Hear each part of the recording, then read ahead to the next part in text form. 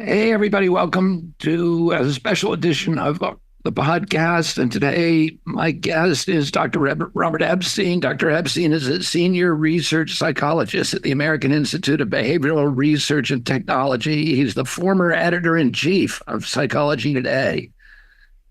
He's a PhD from Harvard University. Dr. Epstein is a pioneer in the study of new forms of manipulation that have been made possible by the internet. He has testified twice before Congress about his research in this area. And he's also developed the world's first large-scale system for preserving and analyzing the ephemeral content of big tech companies used to manipulate elections, children, and adult human beings. His new congressional testimony is accessible at https:// or / 2023epsteintestimony.com. And a dashboard that summarizes the data his new monitoring system is collecting can be viewed at https:// americasdigitalshield.com. His research suggests that without an aggressive monitoring system in place, in the 2024 presidential election, Google alone will be able to shift between 6.4 and 25.5 million votes. And I first became aware of Dr. Epstein's research, I think, in around 2016, when I was reading about the SEAM, which is the search engine manipulation effect, which was just becoming evident at that time at the beginning of the coronavirus pandemic, and was extensively used thereafter to manipulate public perception, to manipulate public content and behavior. I remember doing a podcast, one of my earliest podcasts about the SEAM, in which I think it was Dr. Epstein who said it was the most powerful propaganda and manipulating tool ever devised by humanity.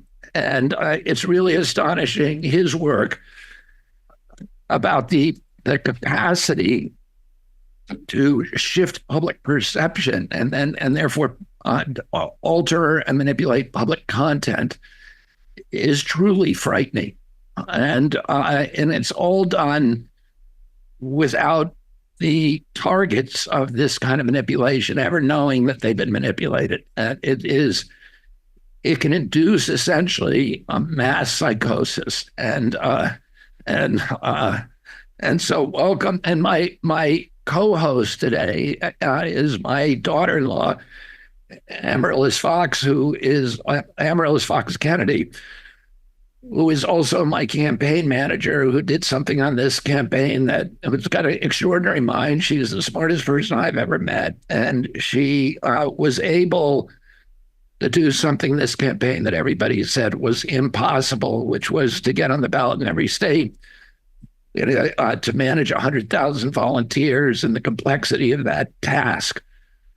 And to do everything else, to write policy papers and generate this huge amount of content for us at a superhuman level. Amaryllis spent her early career, joined the CIA after 9/11, and spent a career in the as a clandestine spy in the weapons of mass destruction program. After she left the CIA, she became a tech entrepreneur and started a very successful company, which she later sold to Twitter. And then she went to work managing, I think it was communications, right, at Twitter. Amaryllis, correct me if I'm wrong, because I'm doing this off the top of my head. You got it, Bobby. Consumer commerce.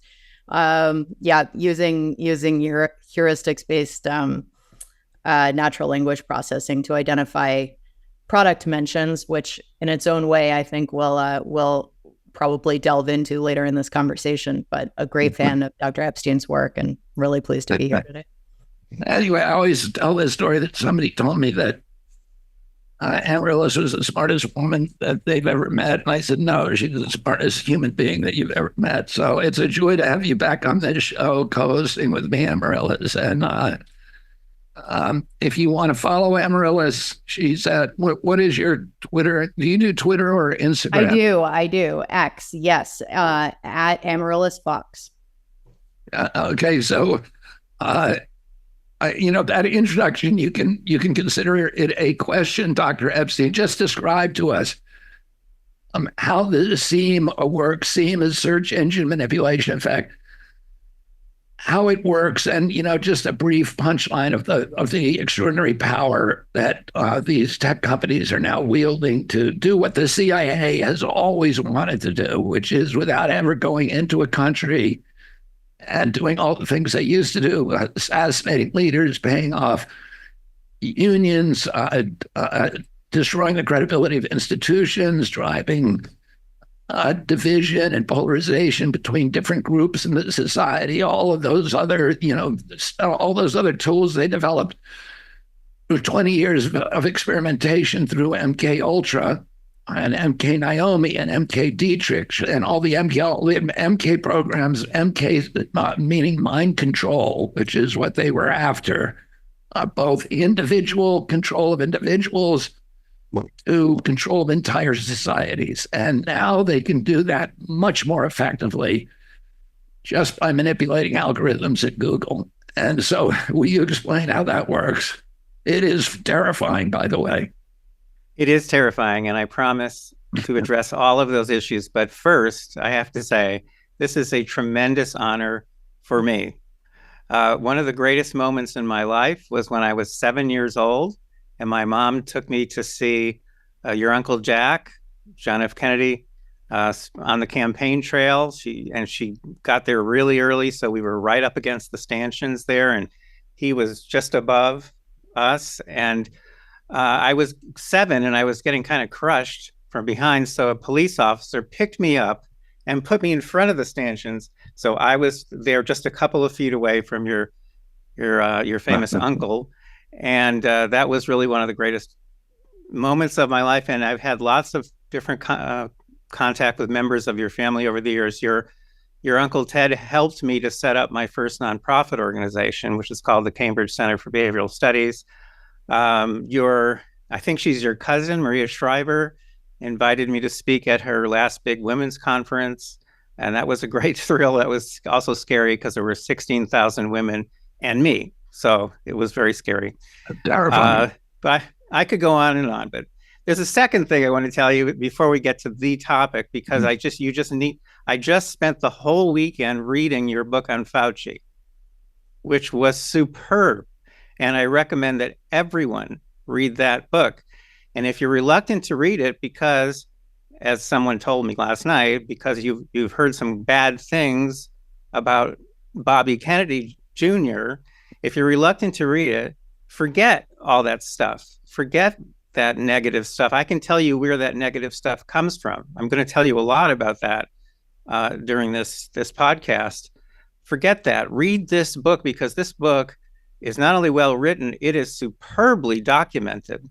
The reason why I think that that our host here has not been sued by Mr. Fauci, like Dr. Fauci, is because this book is just so well done, and it gives you a perspective on the health system, or you could call it the anti-health system in this country, that I've never seen laid out so well. And it is terribly frightening. And then as you get through the book and you get more and more frightened and concerned, it just gets bigger. It literally just keeps getting bigger. So I recommend to everyone that they read The Real Anthony Fauci. Now, having said all that, right, and that's the end of the interview. Having said that, there's something I need to tell you about before we get to my work on Google and the tech companies, Google and the gang, I call them. And that is something you probably don't know. And you know a lot about the COVID-19 vaccine and all of the horrible things that were done to control messaging. And again, we can talk about that when we get to Google. But what you don't know is this. I was working with a member of Trump's coronavirus task force. because I had proposed a plan, which is called the Carrier Separation Plan, CSP, to that would not have required any lockdowns or social distancing, and would not even have required a vaccine, and that would have eradicated the virus, which we've not done. It would have eradicated the virus and allowed us to completely reopen society. So I started working with that task force in March of 2020. Okay. What's the plan? The plan is very simple. If people go to carrierseparationplan.com or nationaltestingday.com, you'll see it all laid out. I talked about it on Tucker Carlson's show. He thought it was amazing. His mouth dropped, as tends to happen with Tucker sometimes. Glenn Beck said it was brilliant. Michael Medved said he hopes the president goes for it. I was talking to 2 members of Trump's family about it. It's very simple, and it's consistent with some statements that are in your book. And that is, you test everyone using very cheap disposable test devices. And I was in touch with 2 big companies in China that could have produced these things overnight.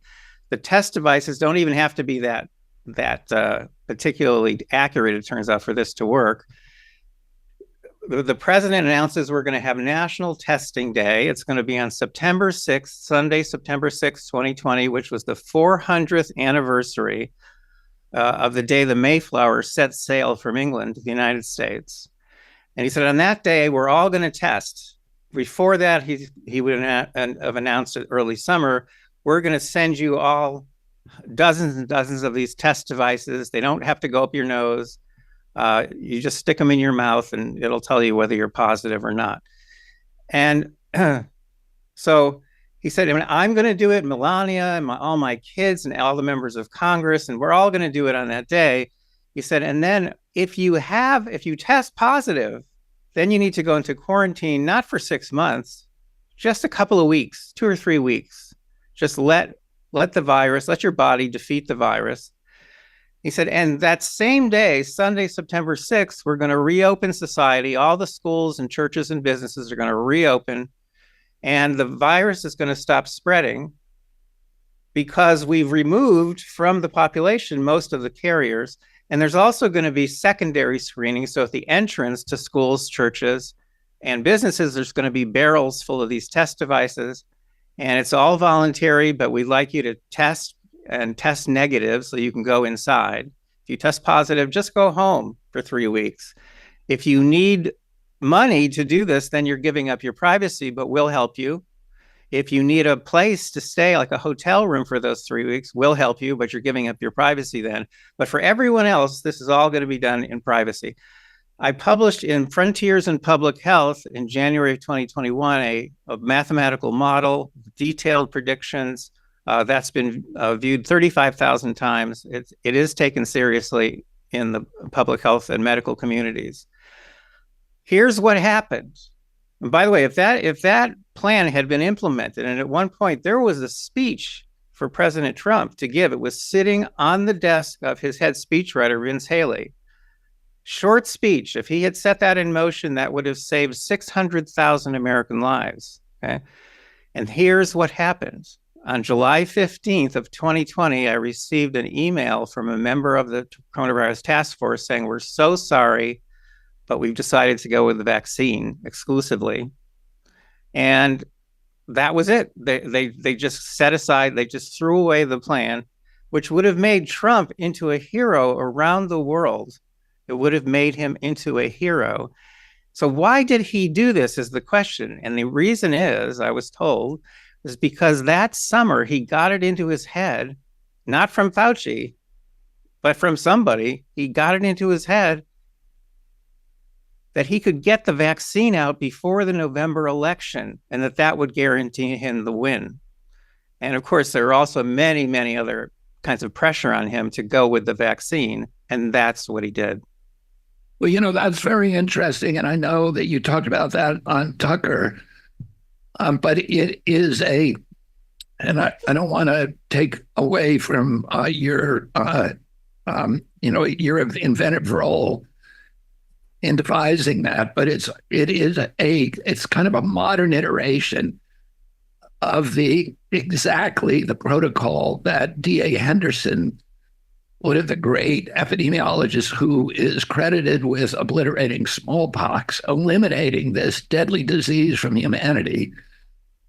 It was basically the same program that he used without the technology, but it was the classic prescription for dealing with pandemics, which always said you never do mass lockdowns because that ends up destroying society and imposing a lot worse costs than the disease, which is what we saw.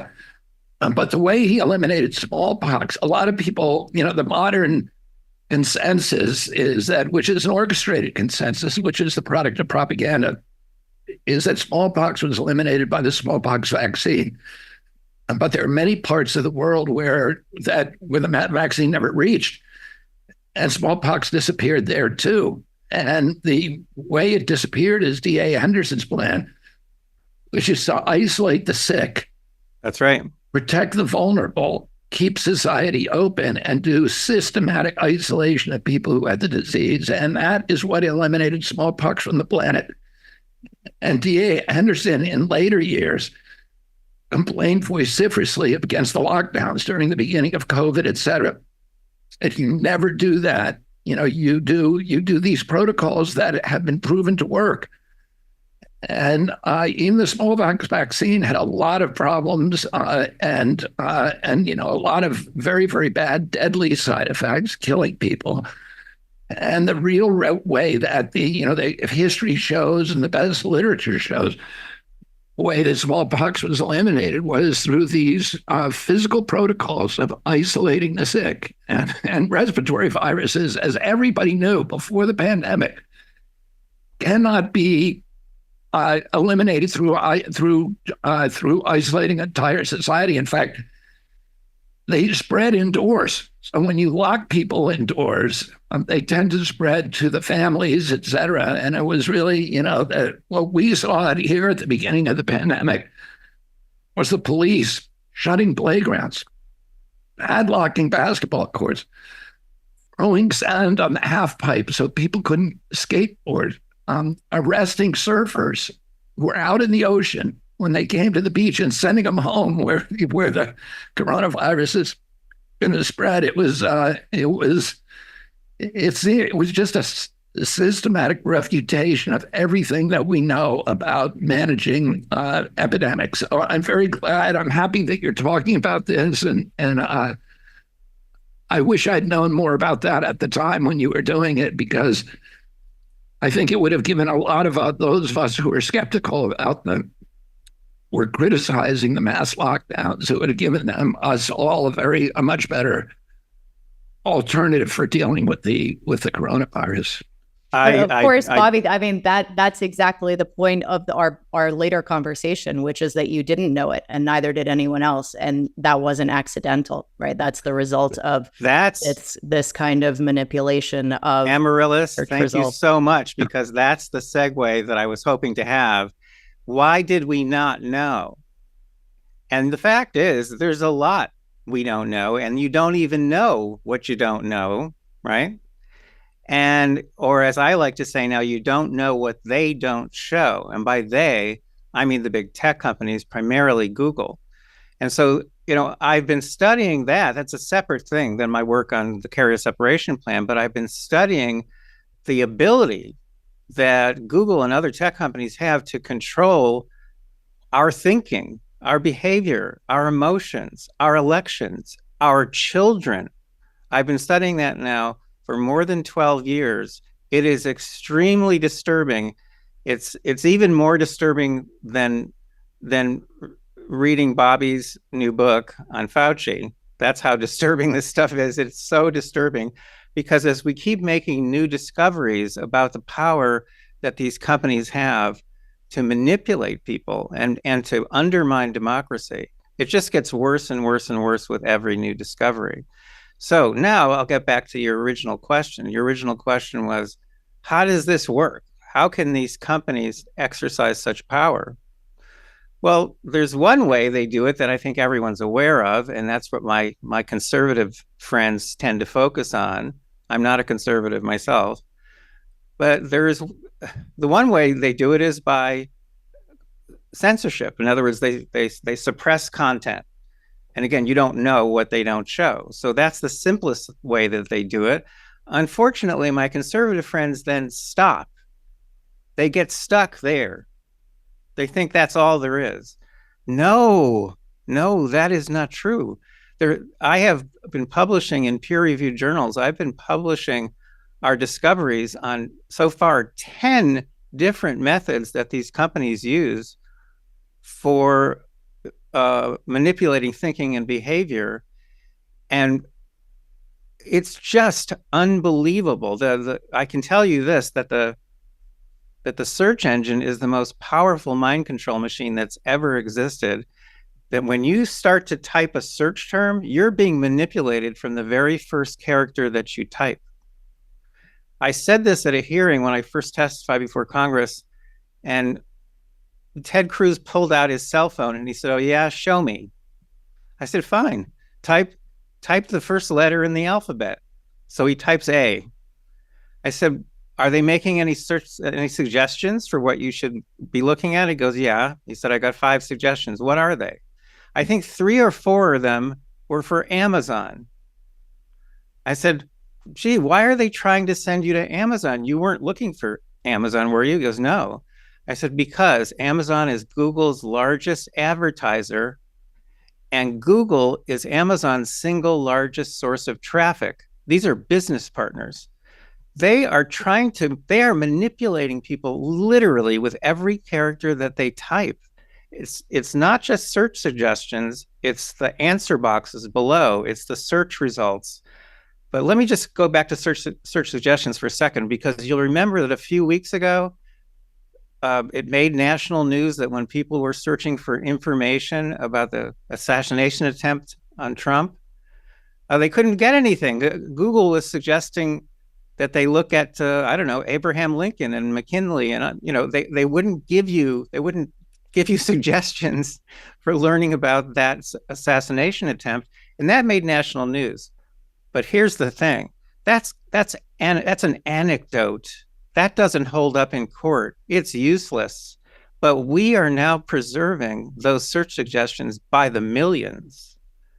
We're preserving ephemeral content, that's what they call it in Google, that they use to manipulate people. We're preserving that by the millions. The recommendations they make on YouTube, which are 60 to 70% coming from liberal news sources, for children under 18 or children, young people under 18, it's more like 90% of the content that they're showing people comes from liberal news sources. We're preserving tens of millions of this type of data of this sort, which has never been done before. We have the world's first national monitoring system for doing to them what they do to us and our kids. In other words, we're surveilling them just like they surveil us and our kids.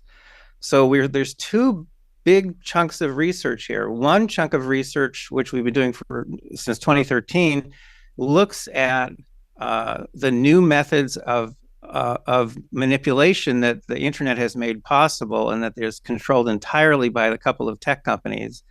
And the second piece of research has to do with the fact that we're now monitoring them to see whether they're actually using these techniques, and they are. So I'll give you one quick example. Right now on Google's homepage, they're sending out various kinds of vote reminders: register to vote, mail in your ballot, go vote, to Democrats at about 2.5 times they're doing to Republicans. Now think about that. Think how that impacts the vote over time. That's why Google can control so many votes. But anyway, I'm sorry to be so long-winded here. I'm tremendously passionate about this. And I have to say one more thing of a personal nature. I just have to, because you're not just anybody, okay? You're an amazing, amazing person. And the fact is, I say in all modesty, that you and I have a lot in common. First of all, we are both huge fans of an incredibly amazing, beautiful woman named Cheryl Hines. So that's the first thing we have in common. Secondly, we each spent some time at Harvard. I overlapped with Caroline there. And the fact is, you and I are both nuts. We're crazy because we speak the truth. We don't care whether that offends anybody. We speak the truth because we want to defeat bad actors. We want to defeat people who are hurting society or hurting elections, hurting democracy, hurting health.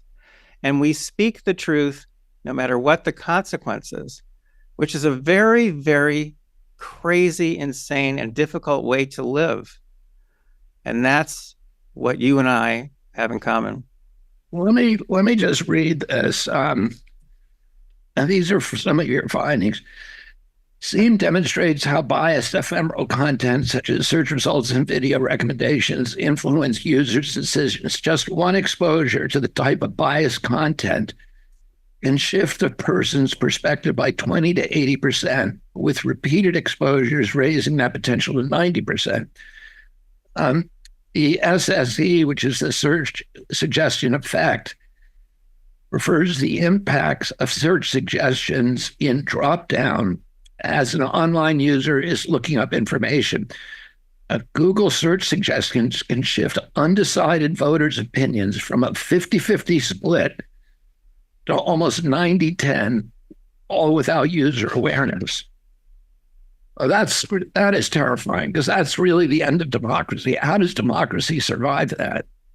I don't think really that if you consider the free and fair election, because I mean the implication is you have one guy, Sergey Brin. It's not even the 800 people who are giving 70% of the donations, which is terrifying. One guy, the head of Google, who can decide elections. Most elections in this country could be decided by that 6%, or more.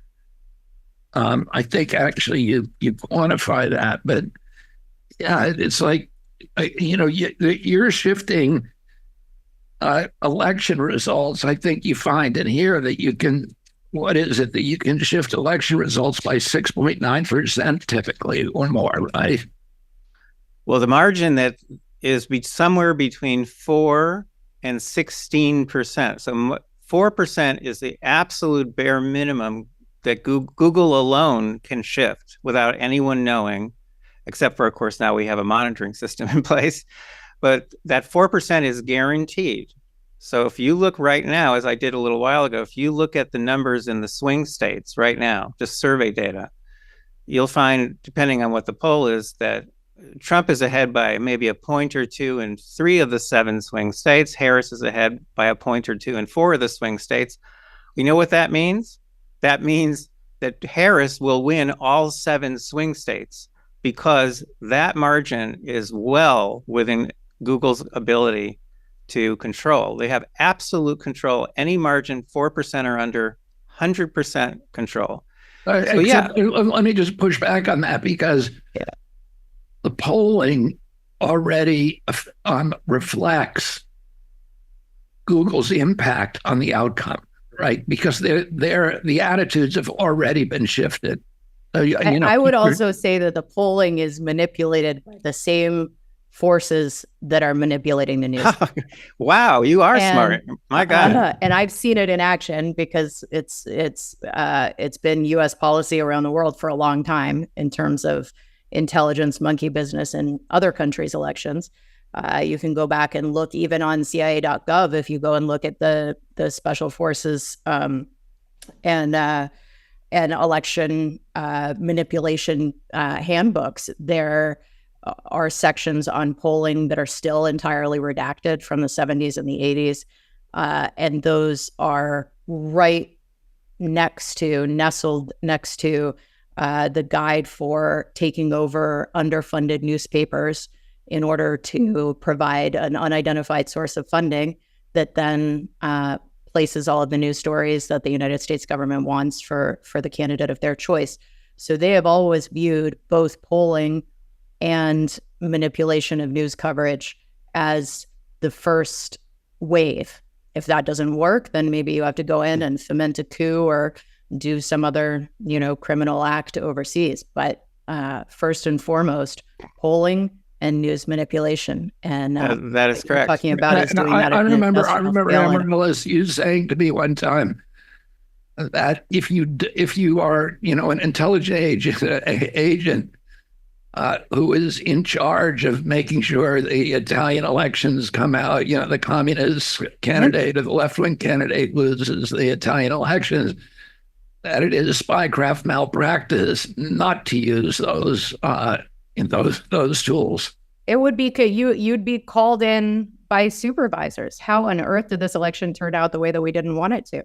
And you see that all around the world when these improbable results happen.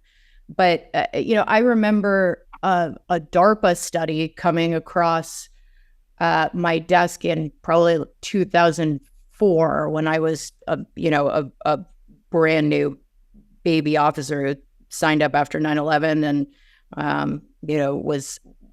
wasn't yet even overseas, thinking that I was doing the same thing as a Marine, a kid who goes down and joins the Marines after 9/11 because you want to do something good to serve your country.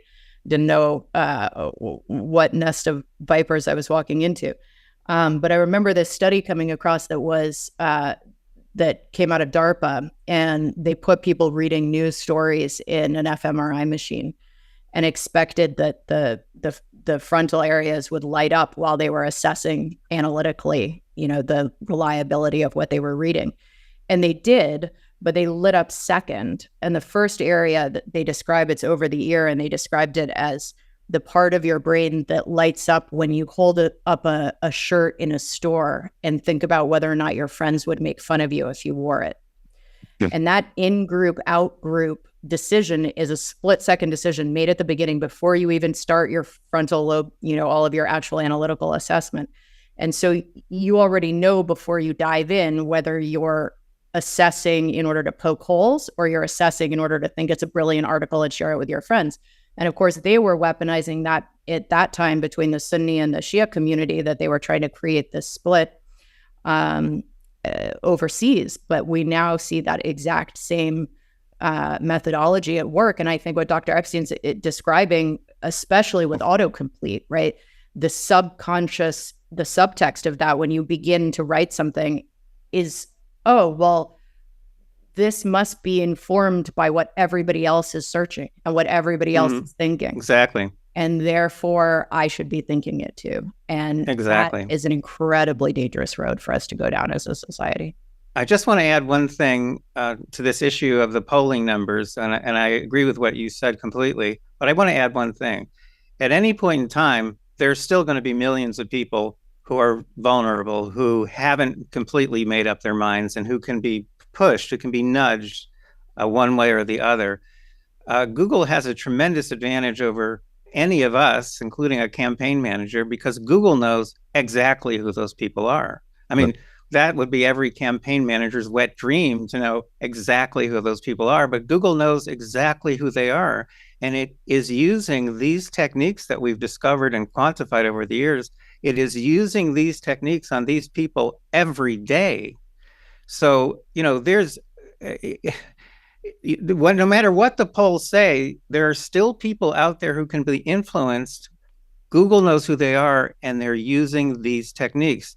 Now, let me also point out that on election day itself, there are a lot of people who are just too lazy to get off the sofa. In 2012, Facebook and some of my colleagues out here at University of California, San Diego, published a piece in Nature, about what they had done in the 2010 midterms. They had sent go vote reminders on election day all day long to 60 million Facebook users. And they had some very clever ways, and they had a control group. They had some clever ways of determining whether that got some more people to vote. They calculated that vote reminder got 340,000 more people to get off their butts on election day. So just keep that in mind, that even on election day itself, sending out partisan go vote reminders shifts a lot of votes. And normally, no one would have any way of knowing that they did that. But because we have a national monitoring system in place, we'll know exactly what they're doing and how many votes they're sending to members of each party. We'll know exactly what they're doing. And we're building an archive, which has never been done before, that will allow us to go back in time and look at these manipulations. I'm in touch with members of Congress, with a bunch of AGs, with a couple of parenting groups, some election integrity groups. All of our data are going to be available to all kinds of people, and who are going to try to use these data in various ways to pressure Google and other companies to stop, to stay away from our elections and stay away from our kids. How do you pressure them? Well, that brings me to an old quote from Justice Louis Brandeis 100 years ago. Everyone knows this, which is that sunlight is the best disinfectant. The second half of that quote, no one knows, but it's, and street lamps, the best policeman. That's what he wrote back in, I think, 1917. That's what we're doing. We're making these companies accountable to the public for the first time by monitoring them and exposing them and letting them know that we're doing it. And so we have now preserved, as of a few weeks ago, more than 100 million ephemeral experiences. That's what they call them inside of Google. Ephemeral experiences, which are normally lost forever, stored nowhere. Google doesn't store them, but we are storing them. Do they actually deliberately use ephemeral experiences to manipulate? 2018, there was a leak of emails from Google to the Wall Street Journal, John McKinnon, if you know him. And McKinnon reported these emails were involved discussions about Trump's travel ban, and specifically they were discussing how can we use ephemeral experiences to change people's views about Trump's travel ban. This is how they do it, and that's what we're preserving and capturing for the first time. I've been approached so far by people now from eight countries who want me to help them build monitoring systems in those countries. And this is one area where I do happen to agree with Trump. No, we do it here first. How does the monitoring system work? Is it opt-in, presumably? And do you have people volunteer to have their screen recorded, or how does it work? I wish we could accept volunteers, because it would be so much cheaper to run this, but we can't, because in the past, when we've called for volunteers of any sort, Google sends us people. They not only have 100,000 employees, they have 120,000 outside consultants that they use for various purposes. And we've had them send us people over and over again. So over the years, we've had to set up very secure systems for recruiting. We recruit registered voters, we vet them, they sign NDAs, we equip them, we train them. This is very expensive. We're now monitoring the content that's coming into their computers. So this is not just ephemeral content, it's personalized. Because remember, everything they send out is personalized. The only way you're going to know what they're actually sending to people is to look over the shoulders, with their permission, of real registered voters and capture that content and aggregate it and analyze it. And we've gotten better and better and better at doing all of that. And at this moment in time, we are preserving content through the computers of a politically balanced group of more than 16,000 registered voters in all 50 states. And this group gets larger every day because we do not stop recruiting. We have court admissible data, most likely, at least according to Ken Paxton. We have court admissible data now in 21 states. And obviously, we've got to get that number higher as fast as we can.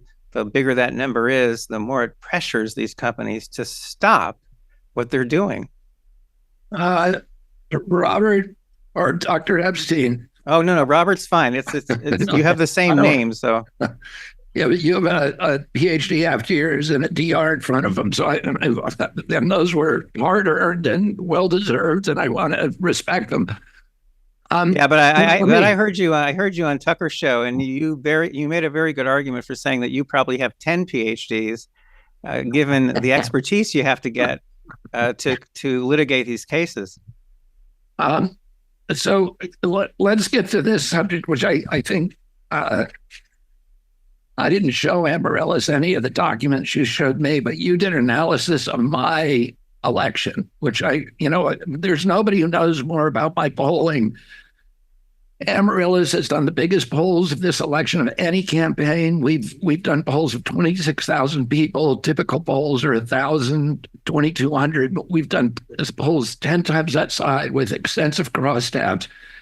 And she's read every one of them. She's read every poll that's come out during this and analyzed it. And with her, extraordinary encyclopedic computer mind, I want you to tell her for the first time, exactly how the SEAM, how the Google has weaponized searches against me. I am going to tell you. But first, I'm going to tell you something that we didn't send you, just for comparison's sake. Right? That we generated a report recently about Elizabeth Warren to see what kind of information Google is sending to voters about her. Now, she is I would say, extreme liberal. You know what they're sending to people who search for information about Elizabeth Warren? They are sending extreme conservative content that absolutely trashes Elizabeth Warren. Why would they be doing that?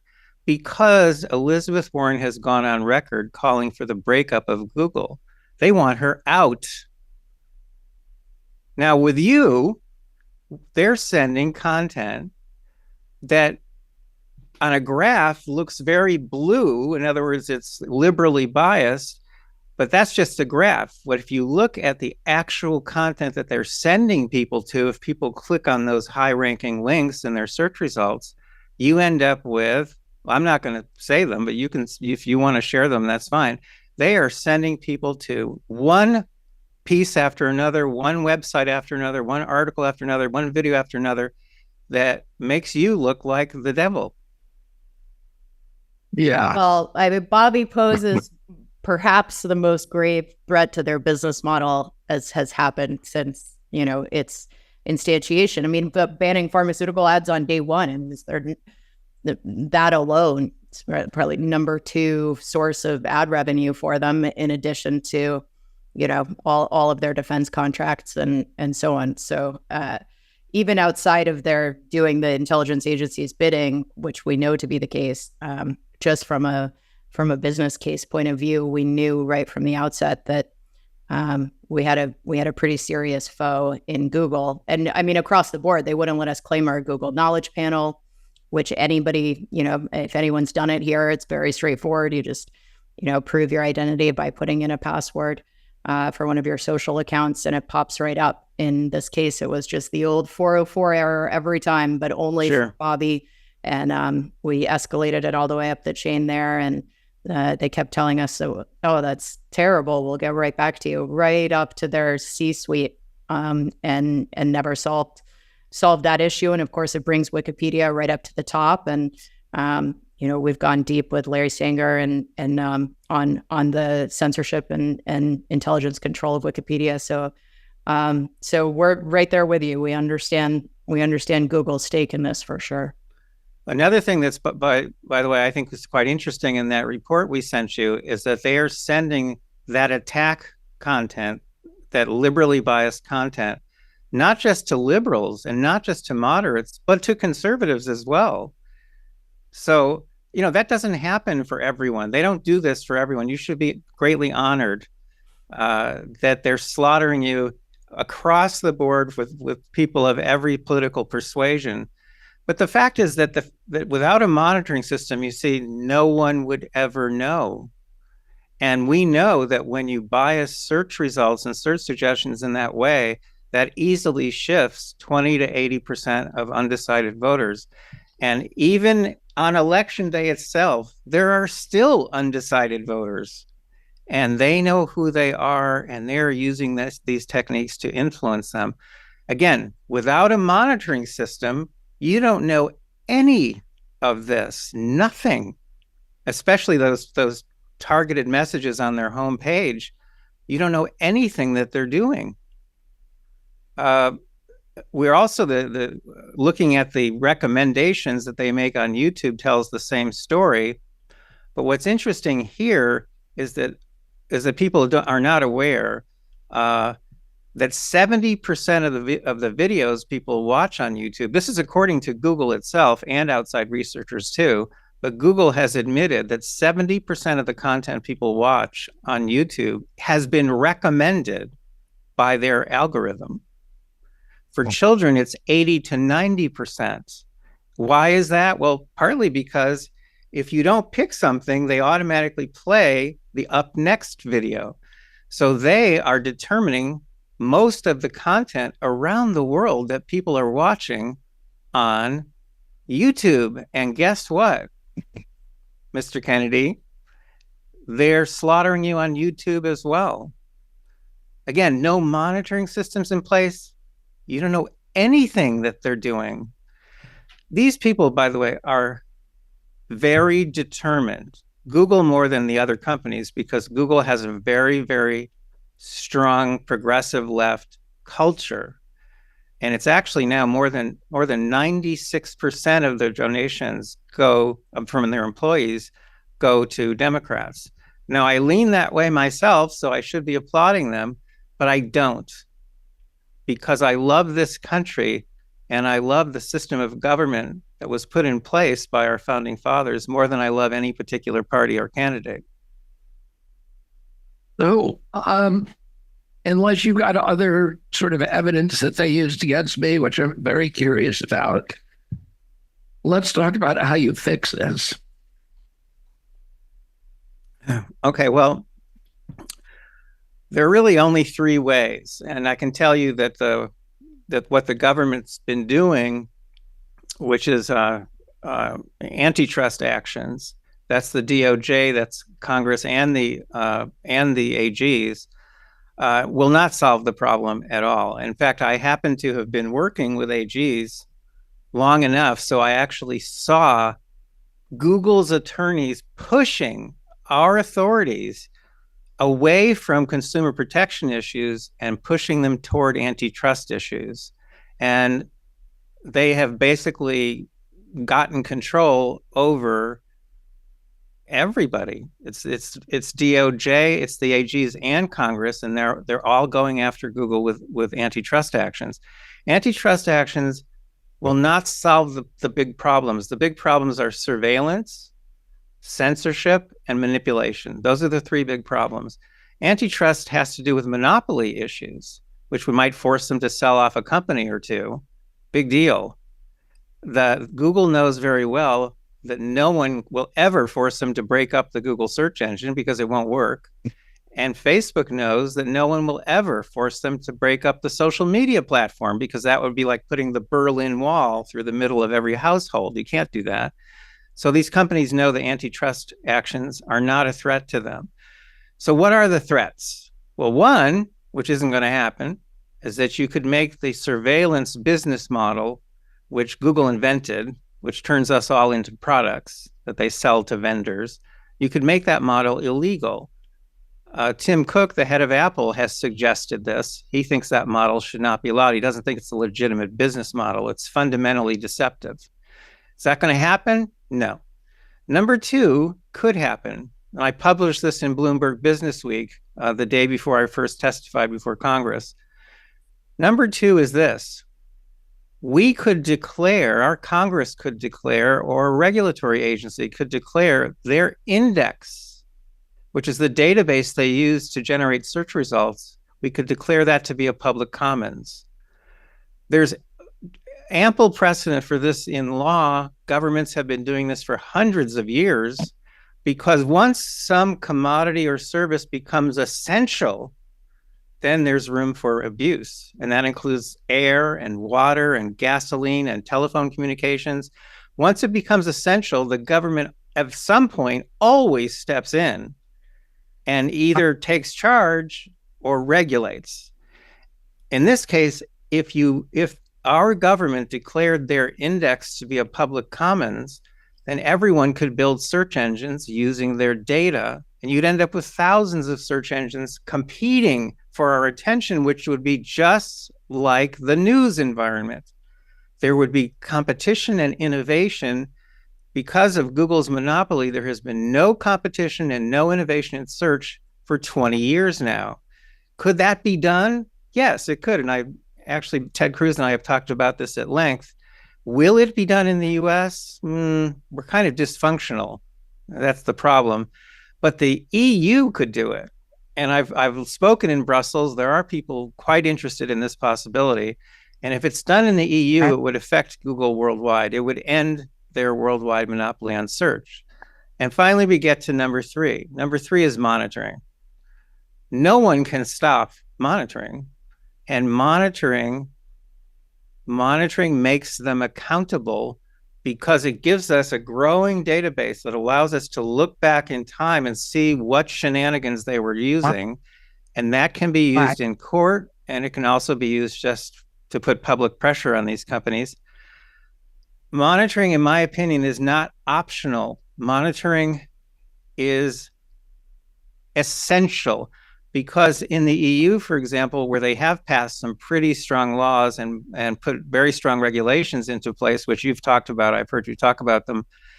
Vestager, who's the woman who spearheaded that movement in Europe, she has acknowledged recently that these companies are not complying as far as they can tell.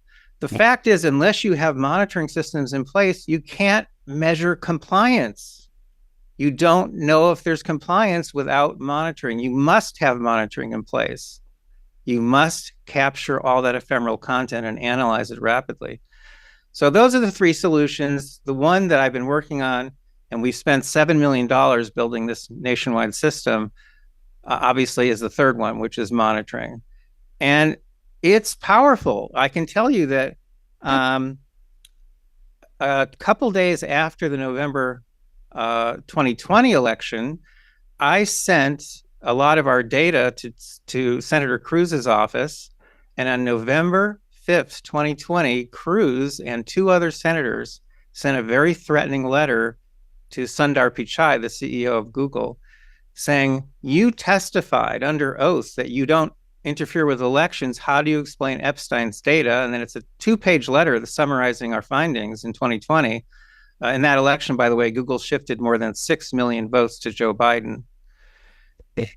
So, Pichai did not reply right away, but on that same day, they turned off all of their manipulations in Georgia, which was gearing up for 2 Senate runoff elections in January.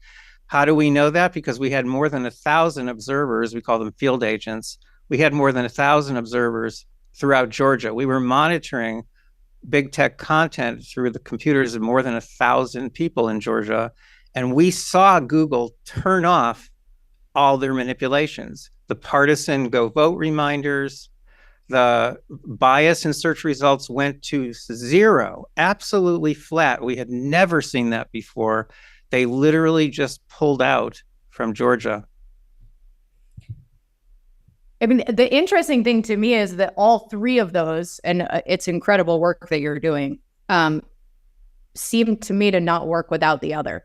I don't think they're discrete options. I think that really, I'm a huge fan of free markets.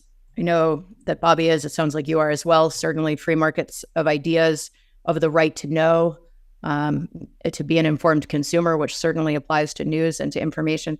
But even when you know, right, with the monitoring capabilities that you're talking about, and I think more and more people do know, they use DuckDuckGo and so forth, but it is a pain in the butt, because of monopolistic practices. And we saw this with the Apple and the Google judgment, right? When you buy a phone and you have a pre-built in search engine, even if you know based on this monitoring that what you're seeing is hopelessly filtered and biased. It is the kind of free ice cream problem where it's just a lot easier to operate with the pre-installed option rather than add your own. And I think the publication of the index, there's Common Crawl, for example, and I don't know if you've used Common Crawl at all, but I mean, it doesn't have as many web pages as Google, but I think it's indexed, I don't know, I want to say a couple 100 billion. And it's public commons. But as long as you have that monopolistic practice, even really excellent alternatives are hard to come by. And the solution that I really love is similar to what Jack Dorsey's been talking about, which is giving consumers free market choice between the algorithms that they can use. Because ultimately, consumers will test out, if Google, for example, were, the kind of corollary to right to know is the corresponding duty to disclose. And if you disclose the algorithm that you are using as your default, and you open up an API where anybody can take the index as an API and add their own kind of algorithm, consumers ultimately will choose the one that works best for them. And by messing around with, the same way that you would try different filters on an Instagram photograph, you try different algorithms on your X feed or on your Google News results, and pretty quickly you're going to wise up to the one that gives you the sharpest and most complete view of the world. And I think giving people that kind of free market choice, it is actually a more efficient enforcer than any kind of, government oversight could be, and less prone to being infiltrated by censors or government leaders that, want to control these algorithms for their own purposes. Well, Google's not going to give people access to their data voluntarily. That would have to require some sort of governmental action. Some interpretation of right to know. Right. And that is not, there are legal scholars that have proposed this, and it's not, President Kennedy was one of the initial proposers of the Consumer Bill of Rights. And in there, he talks about how the marketplace has been flooded with all this new technology, new pharmaceutical products, all kinds of things that, I think in his words, he talks about forcing parents or the homemaker to become an amateur scientist and chemist and technologist to know what they should and shouldn't buy. And he was, of course, urging for truth in advertising and for consumer choice. And, we see that with FOIA, we see it with even some of our international obligations under, the UN Declaration of Human Rights and so on. And we've never applied it this way. But in the end, the position that Google and others take, that their algorithms are trade secrets and should be subject to those protections, there are established limitations on the protections for trade secret, especially when it comes to, wide scale social harm. And I would really like to see that be taken up, because if, when you began using a given search engine or a given social media platform, you, in your setup process and at any time thereafter, could play around with different algorithms and choose the one that you found to be, most productive for you and most enjoyable, it would lift the cover off of a lot of this. And of course, one of the challenges that we haven't even talked about is that that's all heuristics based, right? This is almost like, it's almost passé, this conversation, because pretty soon it will be AI driven. Some of it already is. And let's get to AI then. Yeah. Because we're starting to monitor AI content now as well, which is going to become more and more important over time. And this is just, for me, just it's like a tip of an iceberg, because there's so much out there that that can be a threat to humanity, not just to democracy, but to human autonomy, and especially to the minds of children, that we have to be able to look at it, all of it, including new content that's coming out. So we're starting to monitor AI content. And of course, AI content could, at some point in the very near future, become a serious threat to our existence. Stephen Hawking warned about that. Elon has warned about that at times. But a monitoring system could be the first line of defense. It could be an early detection system for AIs that are posing a threat. So there's another use for monitoring. We've also have designed and built equipment. We don't have the money to distribute it yet, but we've designed and built equipment that will allow us to monitor with permission of the users answers that they're getting from intelligent personal assistants like Siri and Alexa and Google Home and so on, the Google Assistant. And so we're very close to being able to monitor and analyze that content as well. I should emphasize here that when we transmit content from someone's home or someone's device to our computers, we do that without any identifying information at all. We preserve people's privacy. This is the exact opposite of what the big tech companies do. They're always transferring content with your name on it so they can add it to your profile and they can sell you more things and they can manipulate you more effectively. You think that, I love everything that you're talking about, and my mind is kind of racing and thinking of solutions. And, maybe the government should have a ministry that just like a new cabinet agency that's the Department of Democracy that monitors all of the undemocratic impacts of the internet companies and AI. And we were told at the beginning, at the dawn of the internet age, that the internet was going to democratize the world. It was democratize the spread of information, and it's turned out, and it had that potential, and it's done that. It's accomplished that to some extent. But the most odious effect and the most dominating effect has been that it's become a tool for totalitarianism.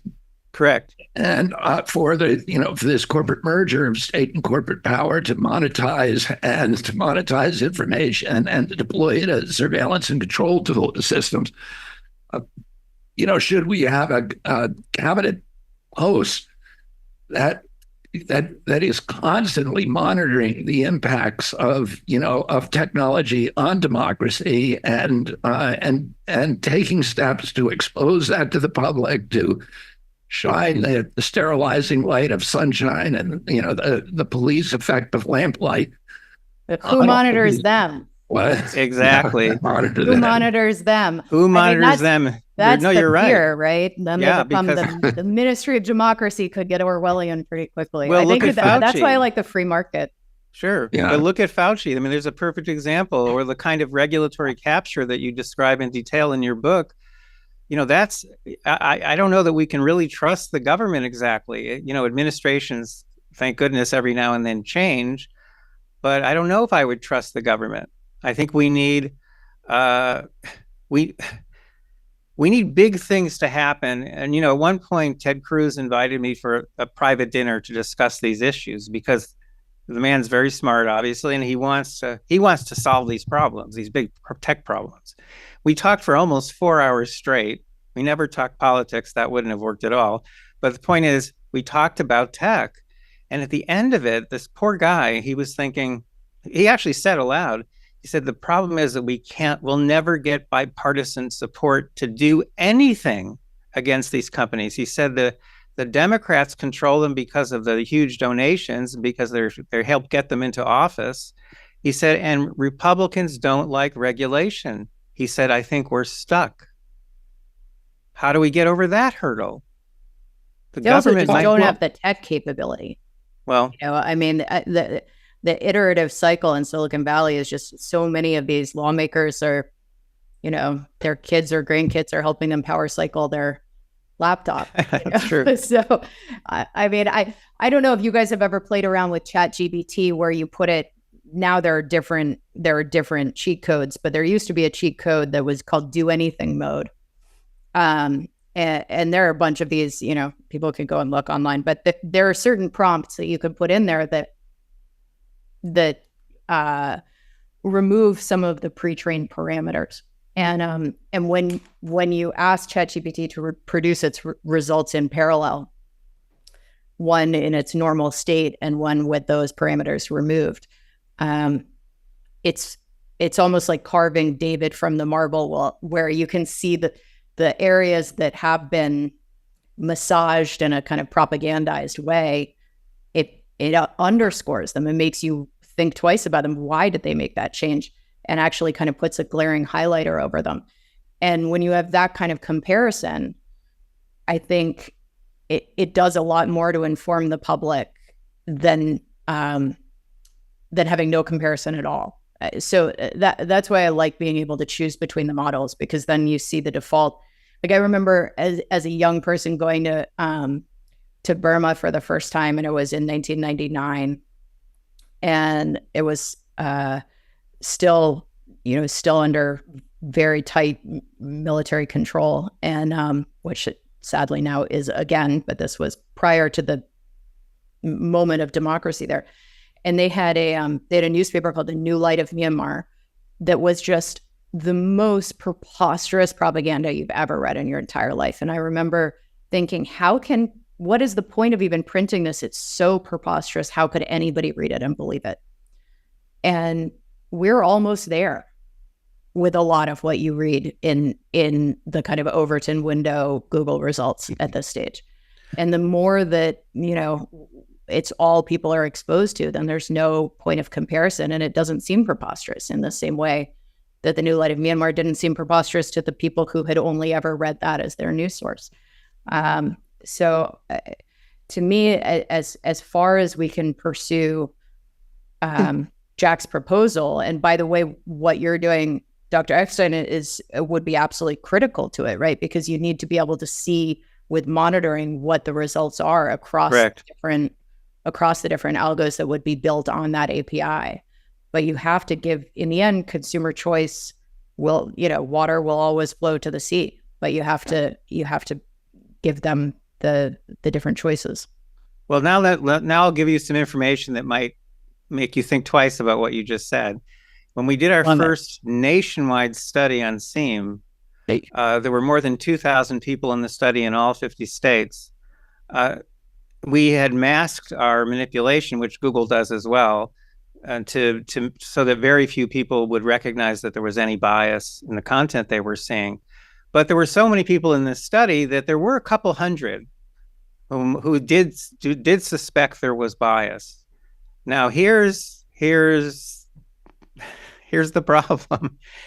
The people who could spot the bias shifted even farther in the direction of the bias than people who could not see the bias. But that's okay.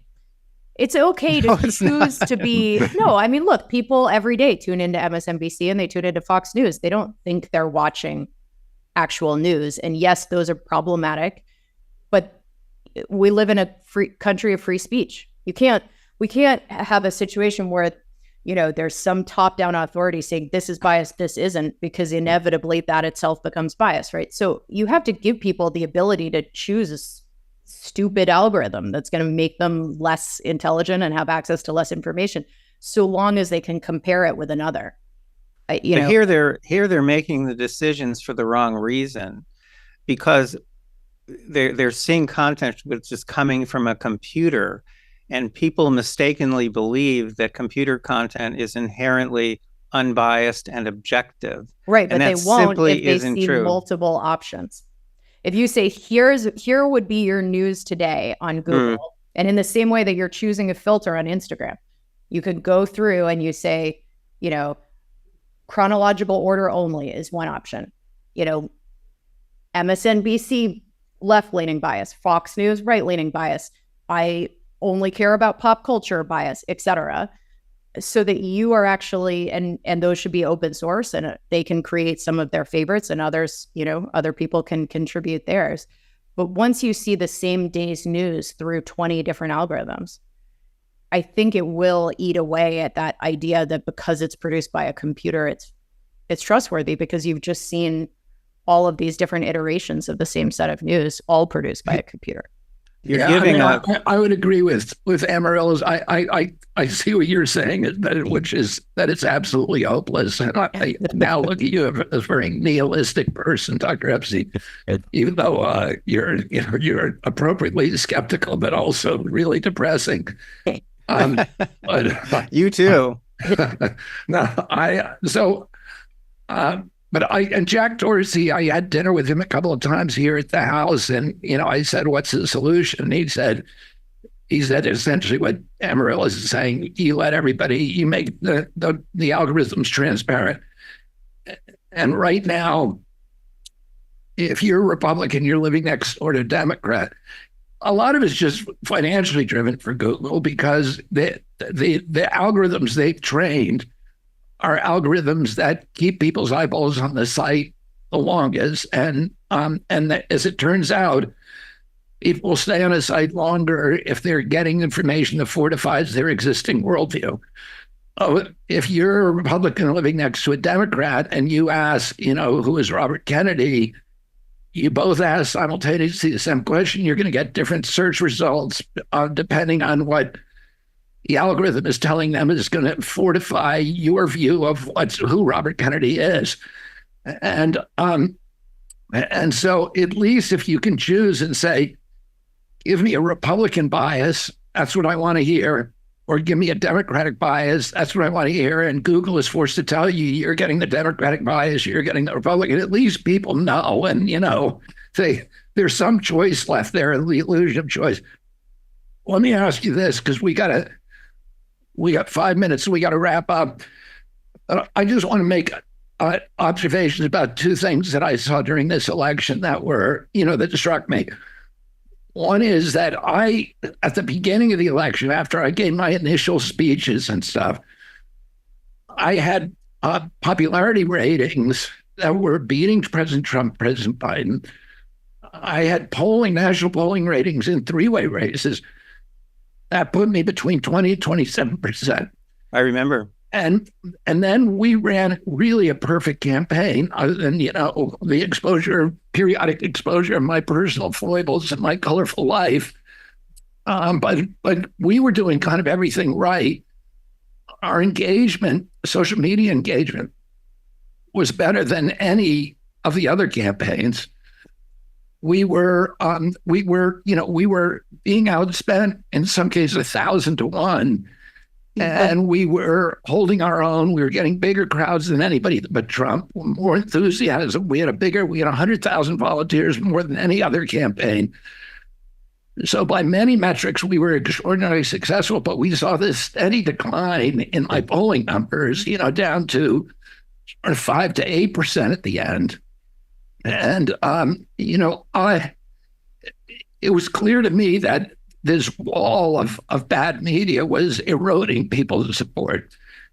That's one phenomenon that I witnessed. And then the other really pronounced phenomena was this transformation that happened with Kamala Harris, when, in 1 week, she went from somebody who was the least popular person in the Democratic Party. She was absolutely disdained by Democrats. She could not get a lunch reservation, anywhere in the country. People were just talking about ways to get rid of her.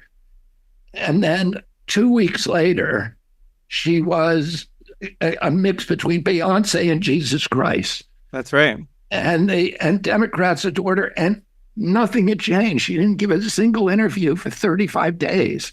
Oh, no, that's not true. Something did change, because we measured it. Because what we saw is in our Kamala Harris report going from February through July, see this slope I'm describing? What we saw is that Google, and to a lesser extent some other tech companies, were basically ignoring her in February, and all of a sudden they're boosting her to the top of search, which has a tremendous impact, because it shifts people's thinking and opinions, and that in turn boosts her more. It's a synergistic phenomenon. And that's what happened, that there was an explosion of support literally engineered by algorithms. We have the data, we have the evidence. Because even if you searched for your name, Bobby, or Donald Trump's name, the results would come up with you, Kamala Harris plus Bobby Kennedy, or Kamala Harris plus Donald Trump. Whereas if you search for Kamala Harris, it will come up just for Kamala Harris. So those shifts alone, look, ultimately, I say this to people all the time, every single thing you know about this election, unless you were in the room, basically, unless you're you, Bobby, every single other person who's listening to this, everything you know about this election, you read, saw, or heard on a platform that is owned by someone with a financial interest in the outcome of this election. And again, I would just urge you, I know you don't have it, Amaryllis, but I would urge you to look at the report that we sent to Bobby, because what you'll see is you'll see the enormous bias, but also you'll see the particular news stories that people were being shifted to. Mm-hmm. And they literally turned you overnight into a kind of a devil. And they really do have that power, and they're not even slightly hesitant about using that power. These people are unbelievably arrogant. They give new meaning to the word hubris. So that's the problem that we face. Again, I'm doing all I know how to do and all I figured out how to do. We're studying these phenomena, and we're building a bigger and bigger and more powerful and faster monitoring system. And we know that this system can be used to pressure them both in the courts and outside the courts. And I'm just going to stick with that because I know it works. It's not all that needs to be done, but it's important. And can I just give out a couple of websites? I know you have to run. I was just going to ask you to. Where can people play with this data or see your work? Well, first and foremost, please go to americasdigitalshield.com, because we built a public dashboard where you can see the data coming in and you can see the bias. We just added Reddit as a new platform, and we keep expanding this system and making it bigger, better, faster. americasdigitalshield.com. Now, we pay our field agents, we call them, or our watchdogs. We pay them a token fee of $25 a month, just like the Nielsen company pays its families to monitor their television watching. It's a token fee, but think about that. Once you've got 10,000 of them, we have a lot more than that, that's $250,000 a month in expenses. So please click on the button that says sponsor a watchdog, and you can sponsor one of our people with a donation of $25 a month. We have so far close to 1,000 people who've stepped up and are doing this. The only way to make this economically feasible long-term is if tens of thousands of Americans sponsor watchdogs. We can't take you as volunteers, unfortunately, because then Google sends us people. But another place you can go is myprivacytips.com. So if you want to figure out how to protect your privacy and the privacy of your family members, go to my article at myprivacytips.com. It begins with the sentence, "I have not received a targeted ad on my computer or mobile phone since 2014. And that's me talking. So there are other ways to use technology that most people are not aware of. It's not that hard. myprivacytips.com. And last but not least, techwatchproject.org. techwatchproject.org. And you can read all about the organization that we've set up to build these monitoring systems. And these are very brave people who have been doing this work. They're wonderful, brave, smart, interesting people. I wish we could take volunteers, but we can't. But you can help us in other ways. And so please check out these links. I would appreciate it. Dr. Robert Epstein, thank you so much for joining us. And Amaryllis, thank you for co-hosting this. Thanks for having me, Bobby. Always so fun. And thank you, Dr. Epstein. This work, it could not be more important. It's existential for our democracy. Thank you both. I was deeply honored that you had me on this show. Thank you.